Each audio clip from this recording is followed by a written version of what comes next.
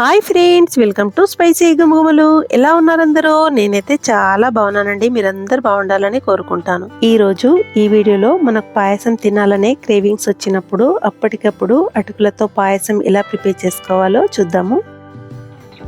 ఈ రెసిపీ కోసం 2 కప్పుల అటుకులను తీసుకొని ఒక గ్లాస్ వాటర్ వేసుకొని వీడియోలో చూపిస్తున్నట్టుగా ఈ అటుకులను శుభ్రంగా వాష్ చేసుకోవాలి.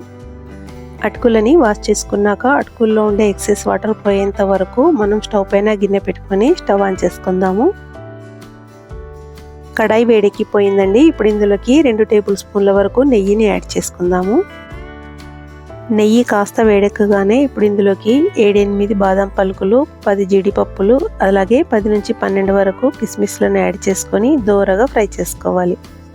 డ్రై ఫ్రూట్స్ వేగిపోయాయి. వీటిని కడాయిలో నుంచి వేరే గిన్నెలోకి ట్రాన్స్ఫర్ చేసుకొని పక్కన పెట్టుకుందాము. అదే కడాయిలోకి ముందుగానే వాష్ చేసి పెట్టుకున్నటువంటి అటుకులను వేసుకొని 2-3 నిమిషాల పాటు ఫ్రై చేసుకోవాలి. అటుకులను ఫ్రై చేసుకునేటప్పుడు ఫ్లేమ్ని మీడియం ఫ్లేమ్లో అడ్జస్ట్ చేసుకొని ఫ్రై చేసుకోవాలండి. 2-3 నిమిషాల పాటు అటుకులను ఫ్రై చేసుకున్నాక 1/2 లీటర్ వరకు ప్రీహీట్ చేసుకున్నటువంటి పాలను ఇప్పుడు ఇందులోకి యాడ్ చేసుకుందాము.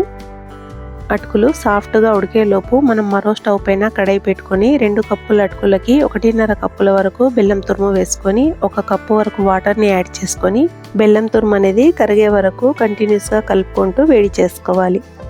బెల్లం తురుము కరిగేలోపు అటుకులు కూడా బాగా ఉడికిపోయాయి.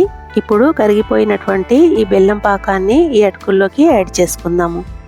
వేసుకున్నటువంటి బెల్లం పాకం అటుకుల్లో బాగా కలిసిపోయేలాగా 2 నిమిషాల పాటు కలుపుకుంటూ బాగా ఉడికించుకోవాలి. చివరిగా 1/2 టేబుల్ స్పూన్ వరకు ఇలైచీ పౌడర్ని, చిటికెడు ఉప్పుని, అలాగే ముందుగానే ఫ్రై చేసి పెట్టుకున్నటువంటి డ్రై ఫ్రూట్స్ వేసుకొని ఒకసారి మొత్తం బాగా మిక్స్ చేసుకొని స్టవ్ ఆఫ్ చేసుకుంటే కమ్మగా ఉండే అటుకుల పాయసం రెడీ అయిపోయినట్టే. ఈ వీడియో మీకు నచ్చినట్లయితే వీడియోని లైక్ చేసి ఫ్రెండ్స్ అండ్ ఫ్యామిలీతో షేర్ చేసుకోండి. Thanks for watching. బాయ్ అండి అందరికీ. మరో వీడియోలో మరో కొత్త రెసిపీతో మళ్ళీ కలుద్దాం.